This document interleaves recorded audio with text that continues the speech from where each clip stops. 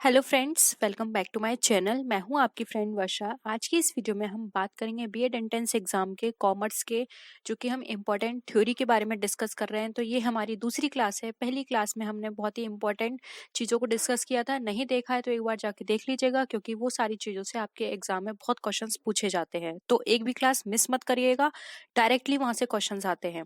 हम वही content in important class में डिस्कस करेंगे जो जहां से आपके डायरेक्टली बहुत सारे क्वेश्चंस बनेंगे। तो लास्ट तक देखिएगा। आज भी जो हमने टॉपिक लिया है वो है कंपनीज एक्ट 2013 और 1956 में क्या अंतर है, क्योंकि लास्ट टाइम इससे दो क्वेश्चंस पूछे गए थे।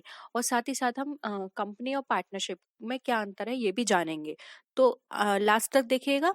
स्टार्ट करते वीडियो को। वीडियो पसंद आए तो लाइक कीजिए, अपने फ्रेंड्स से शेयर कीजिए। किसी भी तरह की कोई भी क्वेरी हो तो जरूर बताइएगा। तो देखते हैं कंपनीज एक्ट 2013 और 1956 में क्या क्या अंतर है। सबसे पहले हम देख लेते हैं फाइनेंशियल ईयर के बेसिस पर। बेसिस की रेफरेंस में अगर हम पढ़ेंगे तो हमें समझना आसान हो जाएगा। ठीक है। अब है कंपनीज एक्ट 2013।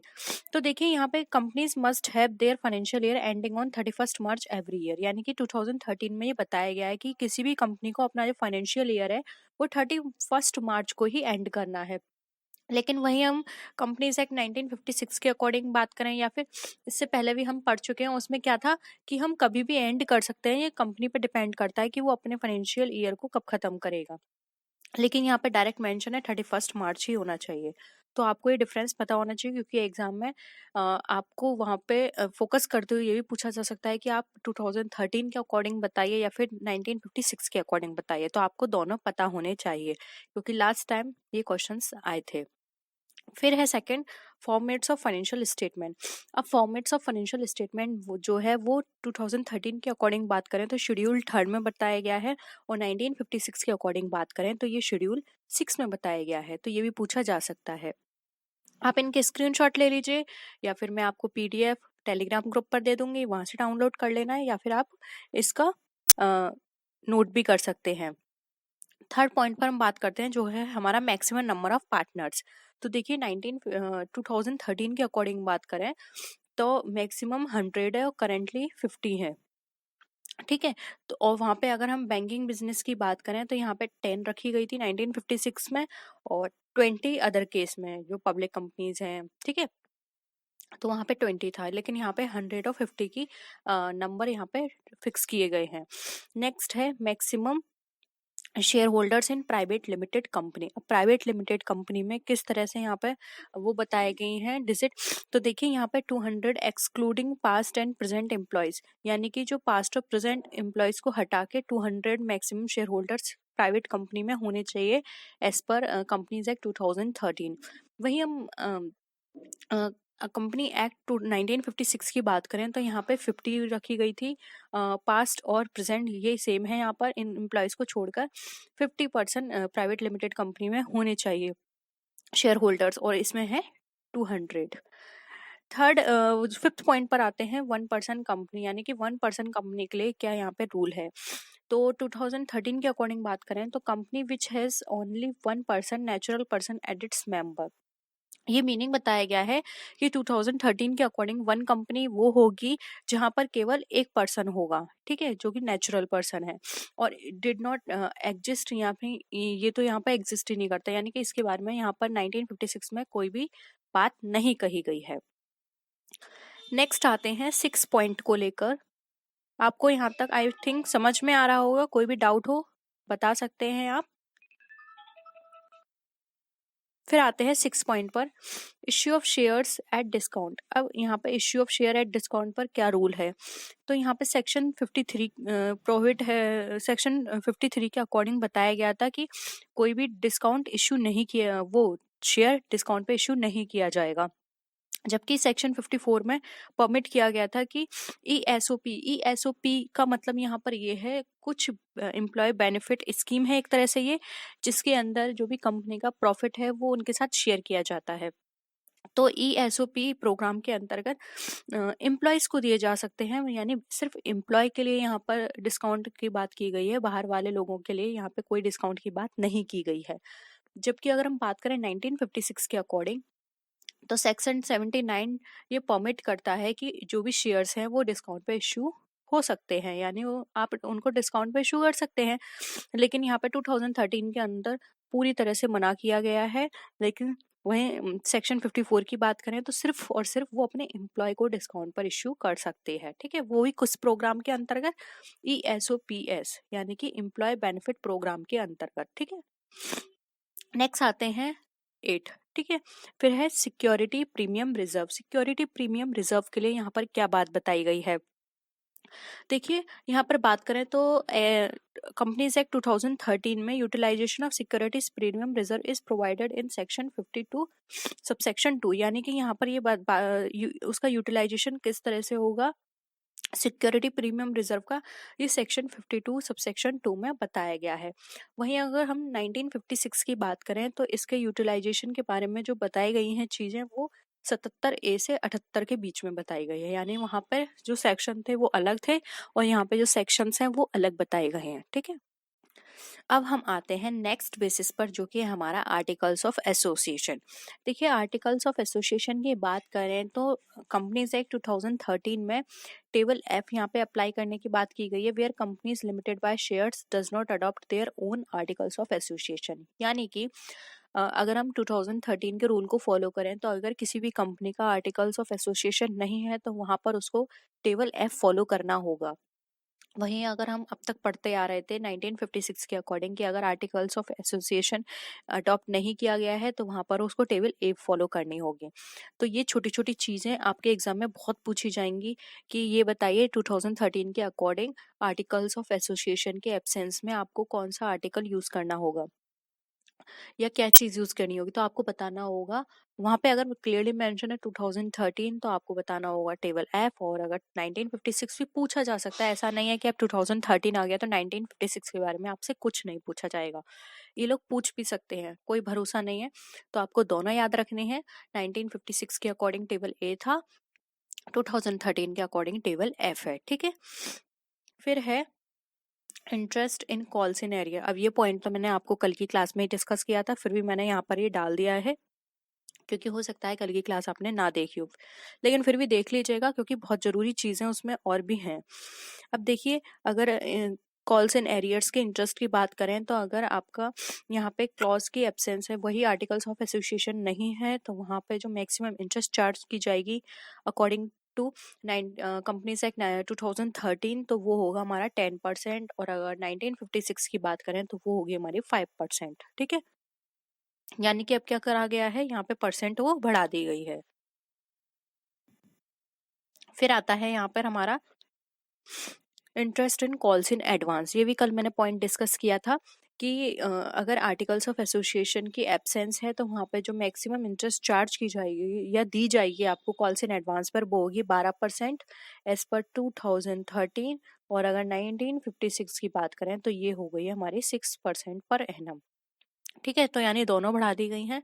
पहले यहाँ पर कितना था, ये 5% था कॉल्स इन एडवांस, ये 6% ही था, ठीक है, ये 6% था, तो इसको 12% कर दिया गया, और वो था 5% तो 10% कर दिया गया, ठीक है। तो दोनों को बढ़ा दिया गया है, ठीक है। तो ये 6% था, 5 नहीं था।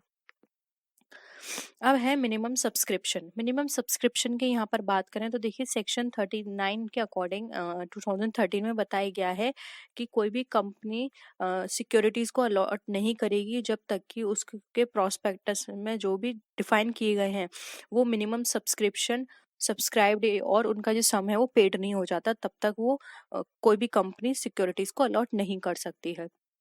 यहाँ पे ये सेक्शन 39 बता रहा है, और यहाँ 1956 में ये सेक्शन 69 ने बताया था कि मिनिमम सब्सक्रिप्शन जो है उसके साथ ही वो शेयर भी दे सकती है, यानी मिनिमम सब्सक्रिप्शन हो गया तो वही अलॉटमेंट मान लिया जाता था। लेकिन यहाँ ऐसा नहीं है, पहले मिनिमम सब्सक्रिप्शन होगा, उसका जो भी सम है वो पेड हो जाएगा, तब अलॉट किए जाएंगे उनको शेयर्स। तो ये चीजें थी 1956 और 2013 में जो चेंजेस हुए हैं उनके अकॉर्डिंग। आपको दोनों चीजें लर्न करनी है क्योंकि एग्जाम में दोनों चीजें घुमा फिरा के आपसे पूछ ले जाएंगी। मैंने ज्यादा पॉइंट नहीं लिए हैं, सिर्फ टोटल 12 पॉइंट लिए हैं दोनों के, क्योंकि इन 12 पॉइंट से ही आपके एग्जाम में पूछा जाएगा। मिनिमम जो सबसे ज्यादा जो क्वेश्चन पूछे जाएंगे वो पूछे जाएंगे calls and arrears, calls in advance, minimum subscription को लेकर, और साथ ही साथ इनके अगर हम स्टार्टिंग की बात करें तो स्टार्टिंग में हमने क्या पॉइंट डिस्कस किया था, फाइनेंशियल ईयर पूछा जा सकता है और फाइनेंशियल स्टेटमेंट, ये तो आपको पढ़ना ही पढ़ना है, और मैक्सिमम नंबर ऑफ पार्टनर्स भी ये याद कर लीजिएगा। और 2-3 पॉइंट है वो आपको नहीं करने तो आपको छोड़ सकते हैं, लेकिन ये 4 से 5 पॉइंट जो अभी मैंने आपको बताया ये तो आपको करने ही है, क्योंकि इनसे डायरेक्ट क्वेश्चन आएगा, आपका एक मार्क्स चला जाएगा, तो आपको बिल्कुल भी यहाँ पर इनको छोड़ना नहीं है। ठीक है, तो ये थे हमारे difference between companies act 1956 and 2013। Hope यहाँ पर दोनों चीजें आपको क्लियर हुई हैं। कोई भी डाउट है कमेंट सेक्शन में बता सकते हैं। ठीक है, अब हम स्टार्ट कर लेते हैं कंपनी और पार्टनरशिप के बारे में, कि कंपनी और पार्टनरशिप में क्या क्या अंतर है, क्योंकि एग्जाम में इनके डिफरेंस भी बहुत पूछे गए हैं। ठीक है, अगर आप पास्ट ईयर के पेपर उठा के देखें, और 2015 और 16 का पेपर तो मैंने भी आपको करवाया है, रिमेनिंग जो पेपर्स है 17, 18, 19 एंड 20 वो भी मैं आपको जल्दी ही करा दूंगी। अभी मैं सोच रही हूँ आपको इम्पोर्टेंट थ्योरी करा दूं, उसके बाद जब हम प्रैक्टिस सेट करेंगे तो बीच में उन पेपर्स को भी करा देंगे। ठीक है, तो आते हैं कंपनी पर। तो देखिए कंपनी और पार्टनरशिप में इसका जो मोड ऑफ क्रिएशन कैसा होता है, एक कंपनी जो होती है उसका रजिस्ट्रेशन किस में होना चाहिए, कंपनीज एक्ट 1956 में वो रजिस्टर्ड होगी तो वो कंपनी कहलाएगी। और पार्टनरशिप के अंदर इनका जो रजिस्ट्रेशन होता है वो कंपलसरी नहीं होता है, लेकिन आपको पता है इसका भी एक एक्ट है, पार्टनरशिप एक्ट 1932। ठीक है, लेकिन इसका जो रजिस्ट्रेशन होता है पार्टनरशिप का कराना जरूरी नहीं है। अब क्यों जरूरी नहीं है वो आपको पता है, क्योंकि ये म्यूचुअल अंडरस्टैंडिंग पर होता है, इसमें अदर पार्टी इन्वॉल्व नहीं होती है। कंपनी का इसलिए इंपॉर्टेंट होता है क्योंकि इसमें अदर पार्टी इन्वॉल्व होती है, उनका पैसा यहाँ पे इन्वेस्ट किया जाता है, इसलिए यहाँ पे कंपनी का रजिस्ट्रेशन कराना जरूरी होता है। अब बात करते हैं लीगल स्टेटस की। तो देखिए एक company is a legal is a body corporate, a company is a legal personality distinct from that of its member, यानी कि जो इसके मेंबर्स हैं उससे इसकी एक सेपरेट एंटिटी होती है। आपने अब तक कंपनी की बहुत बार डेफिनेशन पढ़ी होगी कि सेपरेट एंटिटी होती है इसकी, यानी कि इसके मेंबर्स और इसकी अलग अलग आइडेंटिटी होती है। जब भी कंपनी के नाम से कोई भी काम किए जाएंगे, कोई भी ट्रांजेक्शन्स होंगे, कोई भी डीलिंग होगी तो कंपनी के नाम से होगी, ना कि कंपनी के मेंबर के नाम से। वहीं अगर हम पार्टनरशिप की बात करें तो अनइनकॉर्पोरेटेड एसोसिएशन है इंडिविजुअल की, ये डिस्टिंक्ट पर्सन नहीं है, ये बहुत सारे लोगों द्वारा बनाई गई है, तो हम इसकी सेपरेट एंटिटी नहीं कह सकते। ठीक है, बहुत सारे लोगों ने मिलकर इसको बनाया है। अब हम बात करें नंबर ऑफ मेंबर्स की, तो मैक्सिमम नंबर ऑफ इसमें अगर हम बात करें प्राइवेट कंपनी को लेकर तो प्राइवेट कंपनी के लिए 50 रखी गई है, और कोई स्टैट्यूटरी लिमिट नहीं है इसमें। अगर हम पब्लिक कंपनी की बात करें तो यहाँ पे मैक्सिमम 15 तो प्राइवेट के लिए है, लेकिन पब्लिक के लिए नो लिमिट है। वहीं हम मेंबर्स की बात करें यहाँ पर तो जो मैक्सिमम नंबर है यहाँ पर 10, इन अदर केस 20, यानी कि अगर हम बिजनेस की बात करें तो यहाँ पर the maximum number of partners in a firm carrying on business can be 10 and in other case, यानी कि यहाँ पर अगर कोई भी पार्टनर है वो अपने पास अपनी तरफ से कोई भी बिजनेस रन करता है तो उसके लिए 10 है, और अगर बिजनेस के केस में यानी कोई और पार्टनरशिप फर्म की जाती है तो उसके लिए यहाँ पे 20 मेंबर्स रखे गए हैं। ठीक है, फिर आता है यहाँ पे लाइबिलिटी ऑफ मेंबर्स। अब लाइबिलिटी देख लेते हैं, तो liability of a members of a company except a limited one, यानी अनलिमिटेड लाइबिलिटी, अनलिमिटेड को छोड़कर to contribute toward satisfaction of the companies debt and liabilities is limited, यानी कि सिर्फ एक की अनलिमिटेड छोड़कर बाकी सबका सिर्फ उतना ही जितना कंट्रीब्यूशन है सिर्फ वहां तक उनकी लाइबिलिटी होती है। लेकिन अगर हम यहाँ पर बात करें पार्टनरशिप फॉर्म में तो यहाँ पर इनकी लाइबिलिटी किस तरह की होती है, यहाँ पर इनकी लाइबिलिटी अनलिमिटेड होती है। अगर किसी भी तरह का कोई भी लॉस होता है और वो फर्म से पूरा नहीं हो पाता है लॉस, तो वहां पर पार्टनर्स की पर्सनल असेट्स को भी यूज किया जा सकता है, लेकिन यहाँ पर ऐसा नहीं है। यहाँ पे जो जितना कंट्रीब्यूट कर रहा है यानी कि जो भी शेयर होल्डर्स है जितना उन्होंने इन्वेस्ट किया है सिर्फ उतनी ही की लाइबिलिटी होती है। ठीक है, फिर आता है मैनेजमेंट।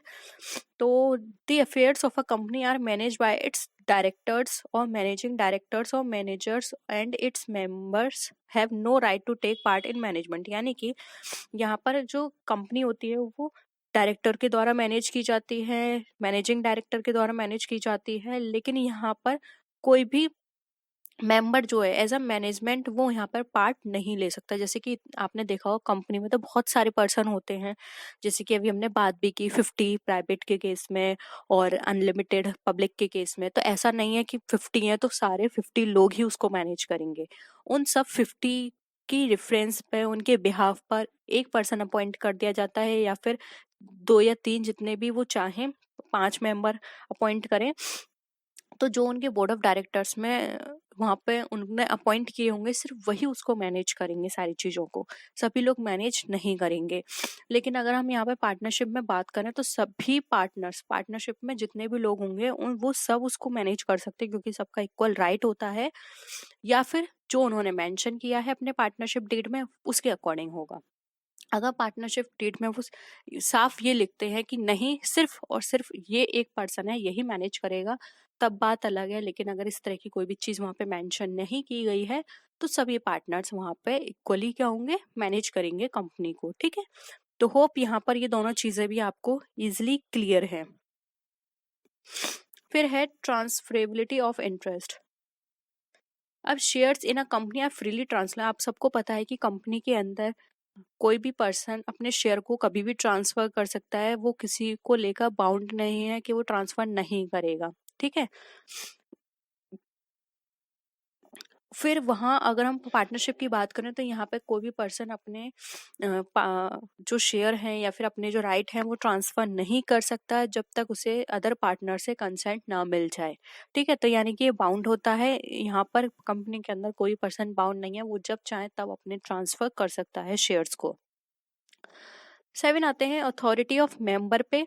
तो देखिए एक share holder is not an agent of the company, यानी कि यहाँ पर कोई भी शेयर होल्डर कंपनी का एजेंट नहीं कहलाता है। ठीक है, कि वो कंपनी के बिहाफ पे काम करेगा।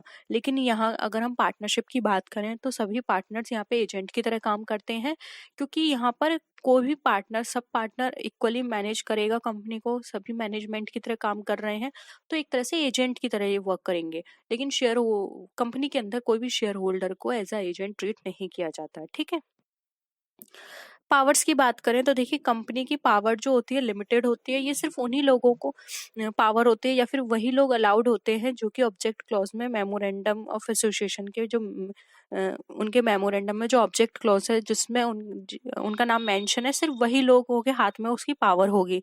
लेकिन पार्टनरशिप के अंदर सारे पार्टनर को पावर होती है और कोई भी पार्टनर कुछ भी कर सकता है। ठीक है, जब तक कि किसी भी तरह की वहां पे रिस्ट्रिक्शन ना हो। अगेन वही वाली चीज है, अगर डीड में कुछ ही मेंशन नहीं है तब तो सबको राइट होगा, लेकिन अगर मेंशन है तो उसको फॉलो किया जाएगा। ठीक है,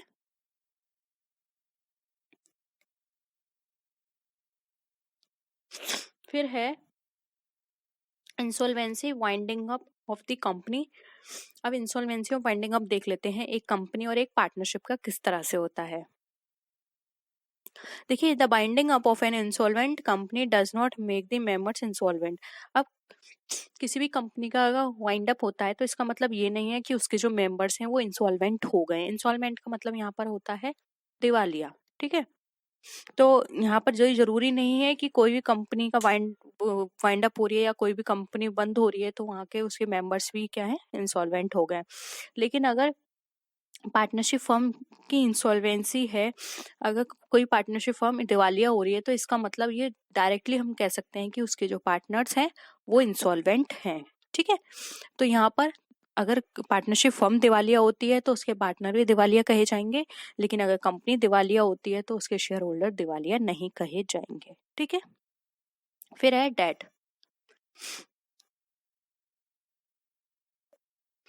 डेट की बात कर लेते हैं तो देखो if a company own a debt to any of its members he can claim payment out of its assets when it is bound up relatively with its other creditors. यानी कि अगर कोई भी कंपनी डेट लेती है किसी भी member से और वो क्लेम करता है उस असेट से लेने के लिए, तो ठीक है वहां पे वाउंड अप होगा। यानी कोई भी पर्सन अगर कंपनी को लोन देता है, जो मेंबर है उसका वो लोन दे रहा है, तो वो कभी भी उस असेट से ले सकता है। ठीक है, जो भी अदर क्रेडिटर्स के साथ वो खुद को वहां पर क्या करेगा, वो खुद को वहां पर एज अ क्रेडिटर जो भी अदर क्रेडिटर्स होंगे उनके साथ इन्वॉल्व करके कहेगा कि लाओ मुझे भी मेरा पैसा दो जो भी इसकी असेट से बन रहा है, ठीक है।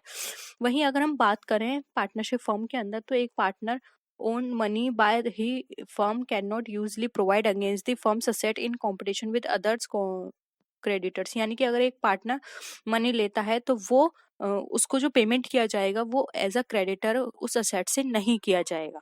कहने का मतलब यहाँ पर यह, यहाँ पर असेट से पेमेंट कर दिया जाएगा लेकिन यहाँ पर असेट से पेमेंट नहीं किया जाएगा, ठीक है। फिर है हमारा डिसोल्यूशन। डिसोल्यूशन किस तरह से होता है? डिसोल्यूशन मतलब विघटन। A company comes to end only when its wound up according to the provisions of the companies act. यानी कि एक कंपनी सिर्फ तभी समाप्त हो सकती है, उसका समापन हो सकता है जब उसके प्रोविजंस, जो भी कंपनी के अंदर उसके जो रूल बताए गए हैं, प्रोविजंस बताए गए हैं, उसके according. A company has a perpetual succession. एक परपेचुअल सक्सेशन होता है। No personal circumstances affecting a member such as death, insolvency or unsoundment of mind will affect its existence। यानी कि आपने पार्टनरशिप के अंदर पढ़ा था, अगर कोई भी पर्सन अनसाउंड माइंड का है या फिर वो माइनर है या फिर किसी भी तरह का कोई भी पर्सन की डेथ होती है तो वहां पर क्या है, कंपनी पे इफेक्ट पड़ता है, कंपनी वाइंड अप हो जाती है। लेकिन यहाँ वो सॉरी पार्टनरशिप वाइंड अप हो जाती है, लेकिन कंपनी के साथ ऐसा नहीं है। किसी भी शेयर होल्डर की डेथ होती है, ठीक है, अनसाउंड माइंड का है, माइनर है या फिर वो किसी भी तरह से इंसॉल्वेंट हो गया है, तो कंपनी पे कोई भी इफेक्ट नहीं पड़ेगा। कंपनी सिर्फ तभी वाइंड अप होगी जब कंपनीज एक्ट के जो भी प्रोविजंस हैं उनको वो फॉलो करेगी। लेकिन वहीं अगर हम पार्टनरशिप फर्म की बात करें तो कोई भी पार्टनरशिप फर्म या तो वो उसका पीरियड जो था वो उसने पूरा कर लिया, जैसे कि कोई भी पार्टनरशिप फर्म है 2 साल के लिए ओपन हुई थी, 2 साल उसकी कंप्लीट हो गए, वो अपने आप वाइंड अप हो जाएगी, ठीक है। या फिर इस तरह की कोई भी ऐसी हैपनिंग हो गई है, जैसे कि किसी की डेथ हो गई है, इंसॉल्वेंट हो गया है कोई पार्टनर, या फिर किसी भी तरह का अनसाउंड माइंड पाया गया है कोई भी, तो वो ऑटोमेटिकली क्या होगी, वहां पे डिसॉल्व हो जाएगी, उसका डिसोल्यूशन हो जाएगा, ठीक है। होप यहाँ पर आपको कंपनी और पार्टनरशिप दोनों क्लियर है, बहुत इजी है। कंपनी में क्या होता है, किसी भी तरह से पार्टनर से कंपनी के अंदर शेयर होल्डर की किसी भी एक्टिविटी से कंपनी पे कोई फर्क नहीं पड़ता, लेकिन पार्टनरशिप फर्म में फर्क पड़ता है। पार्टनरशिप फर्म के अंदर पार्टनर्स बाउंड होते हैं हर चीज को मानने के लिए जो भी पार्टनरशिप डीड में कही गई है, ठीक है। लेकिन कंपनी के अंदर शेयर होल्डर को ऐसी कोई भी वो नहीं होती, वो अपने शेयर्स इजीली ट्रांसफर कर सकते हैं, उनको कोई भी रिस्ट्रिक्शन नहीं होती कि उन्हें ये काम करना ही करना है। सिर्फ कंपनी के अंदर वही लोग काम करेंगे जो बोर्ड ऑफ डायरेक्टर्स में अपॉइंट किए गए हैं सभी शेयर होल्डर्स के द्वारा, ठीक है। तो यही थी कंपनी और पार्टनरशिप की अंतर। होप यहाँ पर आपको दोनों चीजें क्लियर हैं। कंपनीज एक्ट 2013 और 1956 भी क्लियर है, क्योंकि इनसे डायरेक्टली आपके 6 से 7 क्वेश्चन पूछे गए हैं। तो आप प्लीज ऐसे ही हवा में मत करिएगा कि ये सारे टॉपिक आप छोड़ दें। मैं आपको वही सारे टॉपिक करा रही हूँ जो कि आपके एग्जाम में बहुत ज्यादा इंपॉर्टेंट है। तो प्लीज ये चीजें याद रखिए, गलती मत कीजिएगा। एंट्रेंस एग्जाम एक बार होता है, फिर आपको अगले साल के लिए इंतजार करना पड़ेगा। तो अच्छे से तैयारी करिए, बहुत टाइम है। 19 मई कहा गया है कि पेपर हो सकता है, तो 19 मई में बहुत टाइम है। अभी हम जम के पूरी थ्योरी डिस्कस करेंगे, थ्योरी के बाद हम क्वेश्चंस करेंगे, उसके बाद एक एक बच्चे का, ऐसा नहीं है कि बहुत सारी रिक्वेरी आ रही है किसी टॉपिक पे तभी मैं डिस्कस करूंगी। अगर कोई इंडिविजुअल भी किसी टॉपिक को बोलेगा तो मैं वो भी डिस्कस करूंगी। तो आप कोई भी टेंशन मत लीजिए, बस जो भी प्रॉब्लम है उसे बताइए कमेंट सेक्शन में। हर चीज को बहुत अच्छे से पढ़िए, कोई भी कुछ भी कह रहा है मत सुनिए। जैसे किसी ने कुछ कह दिया आपसे, आप उस चीज को या दिमाग में रखें। एक बच्चा भी आएगा पढ़ने में, आपको पढ़ाऊंगे, ऐसा नहीं है। मुझे नहीं चाहिए भीड़ कि बहुत सारे स्टूडेंट आ रहे हैं तभी मैं वो चीज डिस्कस कर रही हूँ। मैं बस अपना काम करती रहूंगी। कोई आ रहा है पढ़ने आए, नहीं आ रहा मत आए। अगर एक भी बच्चा आया और उस एक का भी एडमिशन हुआ तो मुझे बहुत खुशी होगी, ठीक है। तो आप वो सारी चीजें भूल जाइए कि कम स्टूडेंट आ रहे हैं या फिर कोई आंसर नहीं कर रहा, कोई लाइक नहीं कर रहा, मत करिए, ठीक है। बस आप पढ़िए, अपना एग्जाम अच्छा करिए। कोई भी डाउट है नीचे कमेंट सेक्शन में बताइए, हम सारी चीजें करेंगे, प्रैक्टिस सेट भी करेंगे, थ्योरी भी करेंगे। और भी आपको कुछ और चीज लगती है आप मुझे बेझिझक बता सकते हैं, ठीक है। तो वीडियो आपको पसंद आए लाइक कीजिए, फ्रेंड्स के साथ शेयर कीजिए, नहीं कर सकते तो मत करिए, ठीक है। तो नेक्स्ट वीडियो में फिर मिलते हैं आपसे और भी अच्छी वीडियोस के साथ। तब तक के लिए टेक केयर, बाय बाय।